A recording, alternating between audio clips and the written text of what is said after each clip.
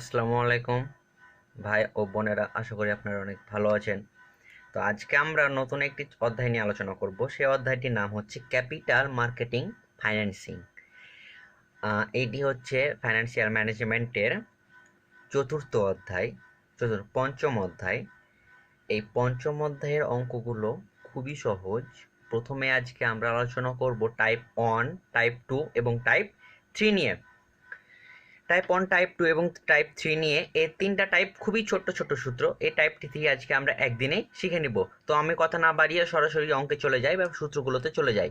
তো আমাদের অধ্যায়ের নাম হচ্ছে ক্যাপিটাল মার্কেটিং ফাইন্যান্সিং, অর্থাৎ ক্যাপিটাল মানে মূলধন, মার্কেটিং মানে বাজারজাত, আর ফাইন্যান্সিং মানে হচ্ছে অর্থায়ন।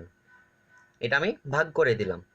সংজ্ঞা আমি আর বলছি না, আমি যে আপনাদের সাজেশনটা দিব সেখানে সুন্দর করে আপনারা বুঝতে পারবেন, বা আপনাদের যখন সাজেশন দেবো তখন আপনারা সেখানে ভালোভাবে বুঝতে পারবেন।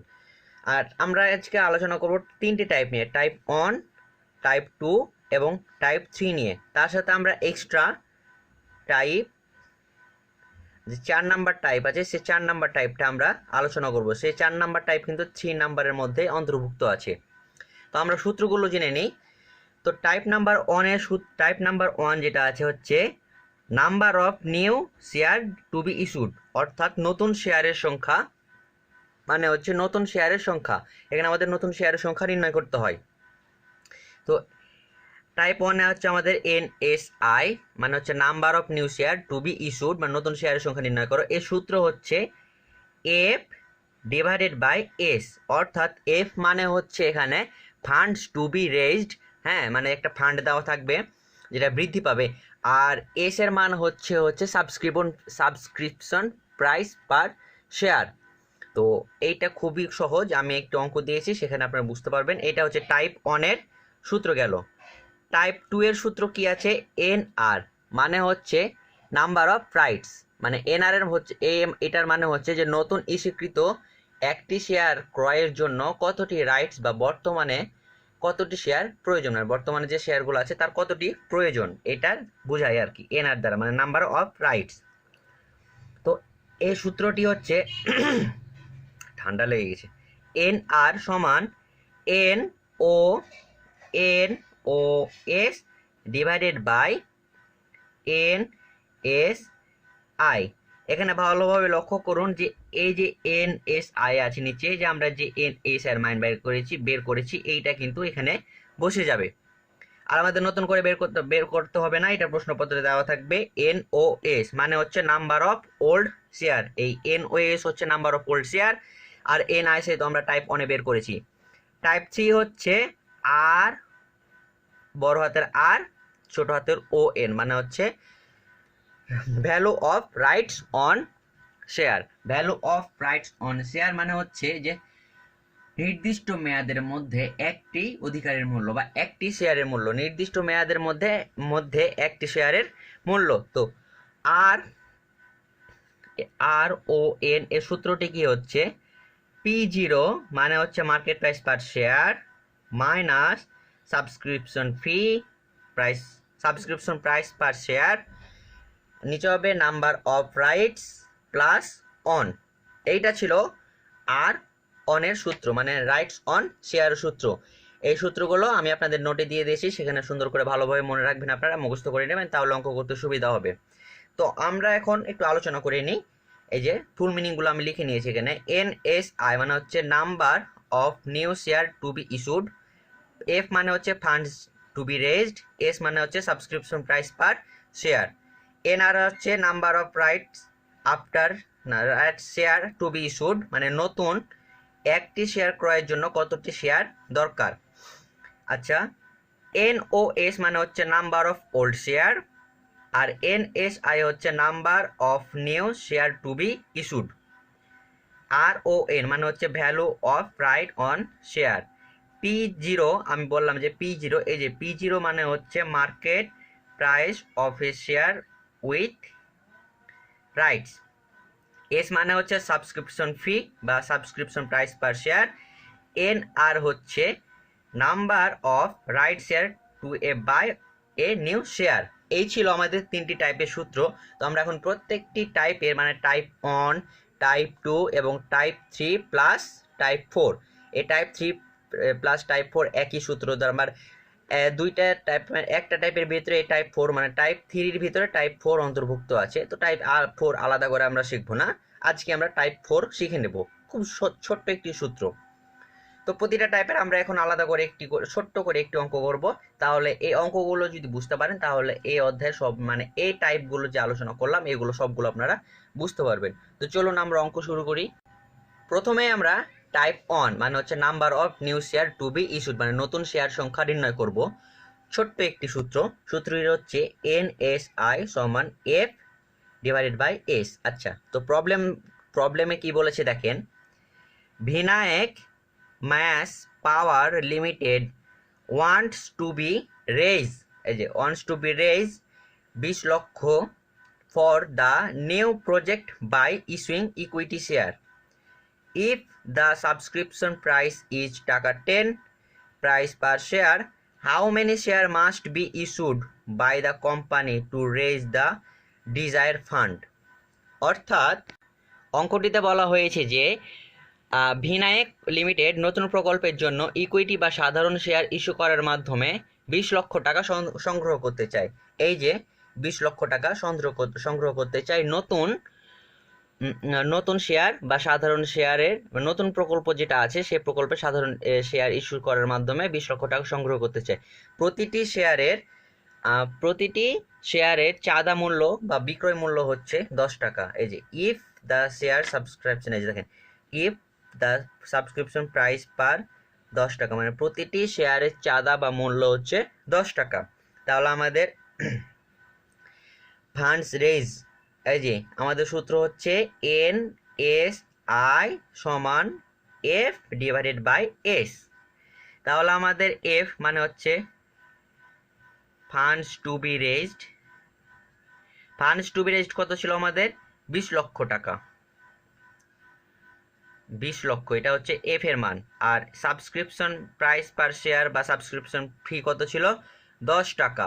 তাহলে এই যে 20 লক্ষ ডিভাইডেড বাই 10, তাহলে আসে আমাদের 2 লক্ষ টাকা। এই 2 লক্ষ টাকা হচ্ছে আমাদের নিউ শেয়ার অথবা নতুন শেয়ার হচ্ছে আমাদের 2 লক্ষ শেয়ার। এটা হচ্ছে টাইপ 1 এর মানে number of new share to be issued. এটি ছিল আমাদের অঙ্ক। তো এইভাবে অঙ্কগুলো খুব সহজে আপনারা নির্ণয় করতে পারবেন। তো এখন আমরা চলে যাব টাইপ 2। টাইপ 2 নিয়ে আমরা আলোচনা করি।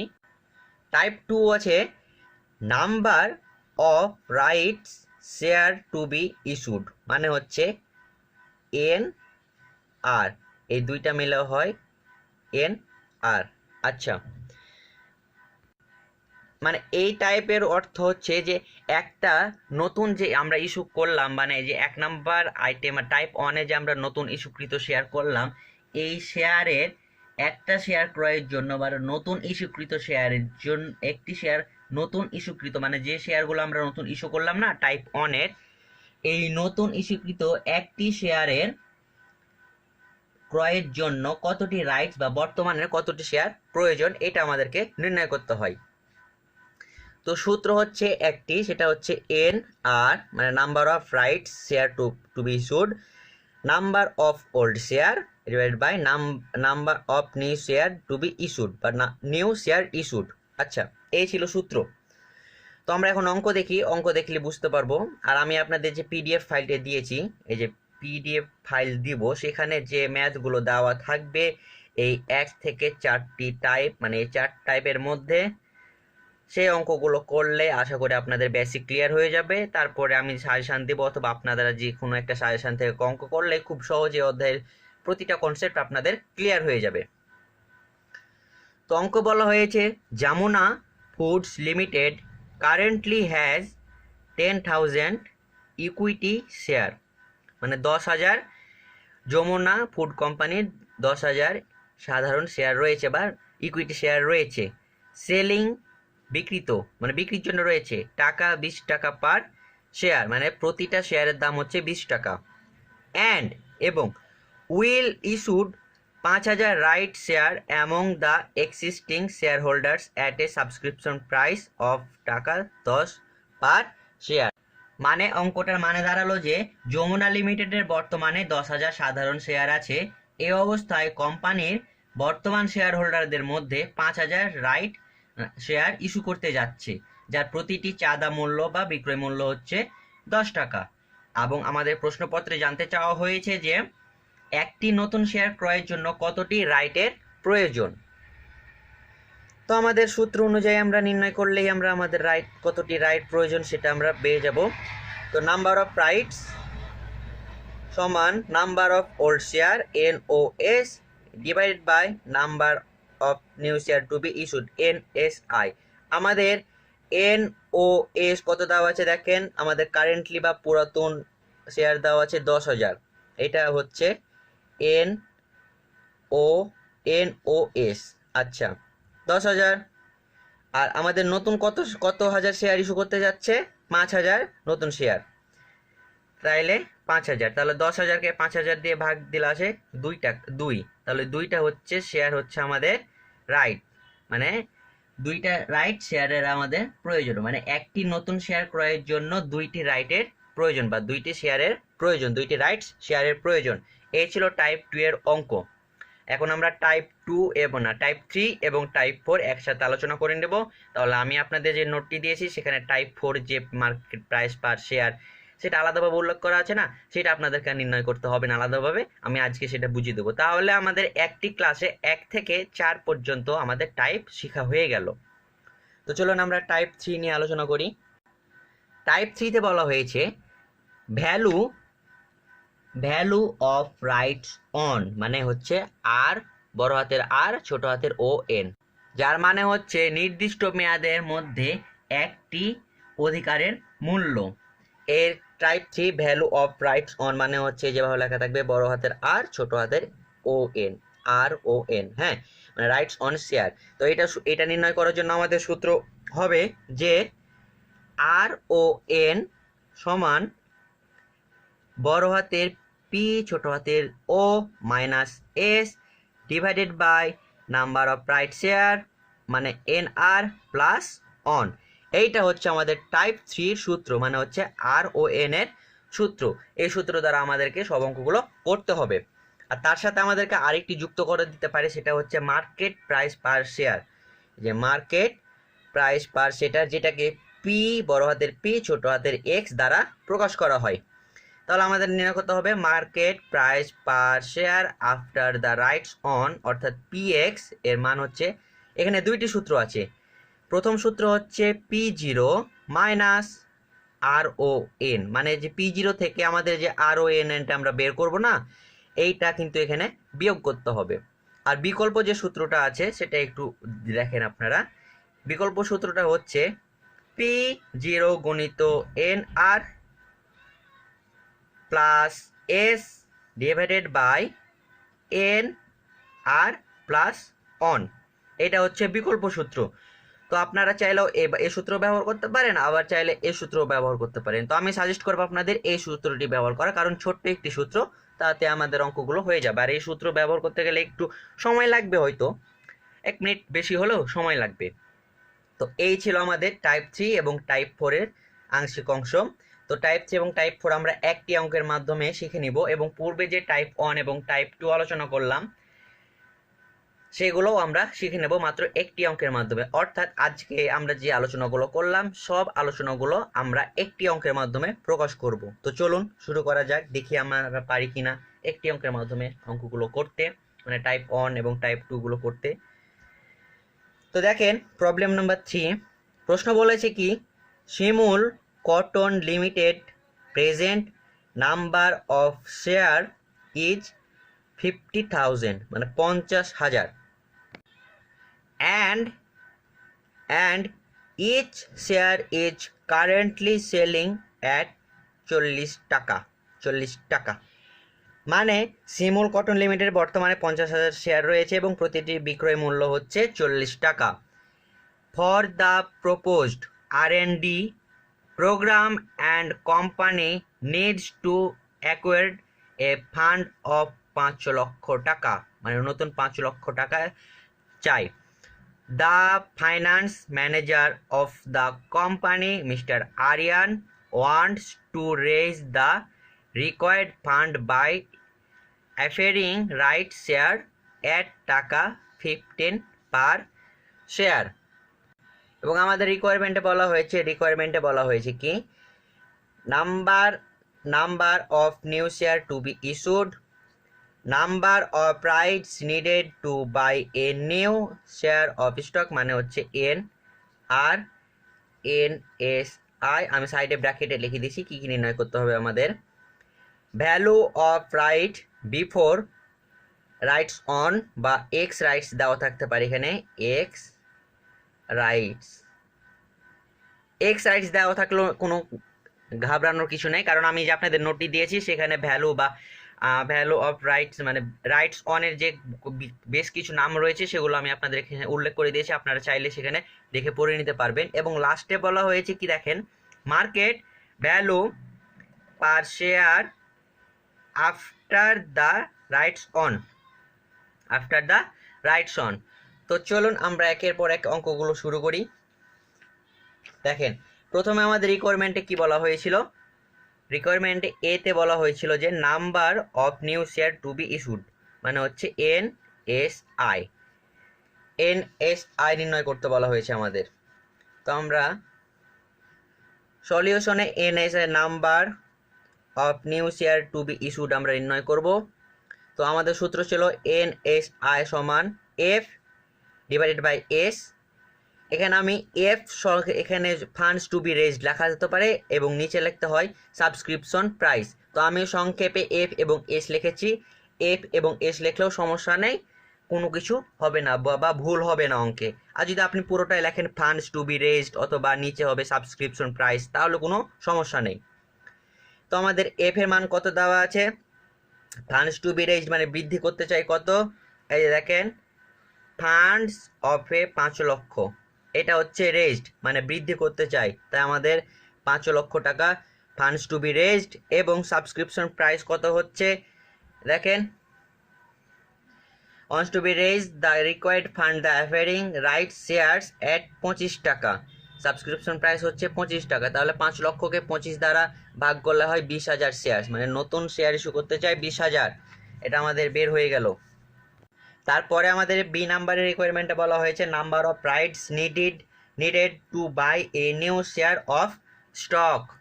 তাহলে আমাদের বি নাম্বার রিকোয়ারমেন্ট করতে হবে number of rights needed to buy a new share, অর্থাৎ হচ্ছে নাম্বার অফ রাইটস মানে NR নির্ণয় করতে হবে। তো আমাদের NR এর সূত্র ছিল কি NOS ডিভাইডেড বাই NSI, অর্থাৎ NOS number of old share আমাদের কত ছিল প্রশ্নপত্রে দেখেন, এখানে 50,000 ছিল আমাদের ওল্ড শেয়ার। তো NSI 50,000 ওল্ড শেয়ার এবং নতুন শেয়ার পেয়েছি আমরা এই যেখানে 20,000 শেয়ার, এই 20,000 শেয়ার আমরা এখানে বসাই দিলাম। তাহলে 50,000কে 20,000 দিয়ে ভাগ করলে আসে 2.5 রাইটস, মানে প্রতিটি অধিকারের হচ্ছে মূল্য হচ্ছে রাইট শেয়ার লাগবে 2.5। সি নাম্বার আমাদের বলা হয়েছে value of rights before rights on অথবা এক্স রাইট দেওয়া থাকতে পারে,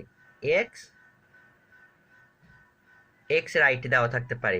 তো আমাদের এক্স রাইট বা রাইটস অন থাকলে আমাদের RON মানে রাইটস অন দেওয়া থাকতে পারে। তো রাইটস অনের সূত্র আমাদের জানি যে P0 minus S divided by NR plus one.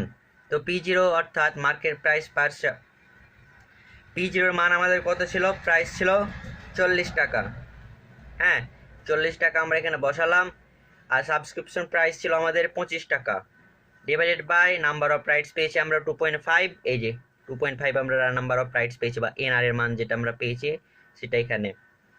তো 2.5 বসে গেল প্লাস অন, তাহলে ওপরে যোগ করলে হয় 15 না 40 থেকে 25 বিয়োগ করলে হয় 15, নিচে 2.5 প্লাস অন 3.5, তাহলে আমাদের আসে 4. এই যেটা আছে 4.2857 মানে 4.2857 টাকা, এটা আমাদের টাকা এসেছে value of rights on share বা এক্স রাইট শেয়ারের। আর লাস্টে আমাদের নির্ণয় করতে বলা হয়েছে কি দেখেন market price per share after rights on, এটার সূত্র হচ্ছে PX, আমি সহজ সূত্রটি করেছি PX সমান P0 মাইনাস RON। তো আমাদের P0 মান কত ছিল আমাদের 40 টাকা, এই 40 টাকা বসালাম বিয়োগ RON পেয়েছে যে 4.2857, 4.2857। তো 40 থেকে 4.2857 বিয়োগ করলে আসে 35.7143। এইটা হচ্ছে আমাদের অ্যান্সার বা market price per share after rights on. তো আজকে আমাদের 1 থেকে 4 নম্বর টাইপ শেখা হয়ে গেল। বাকি যে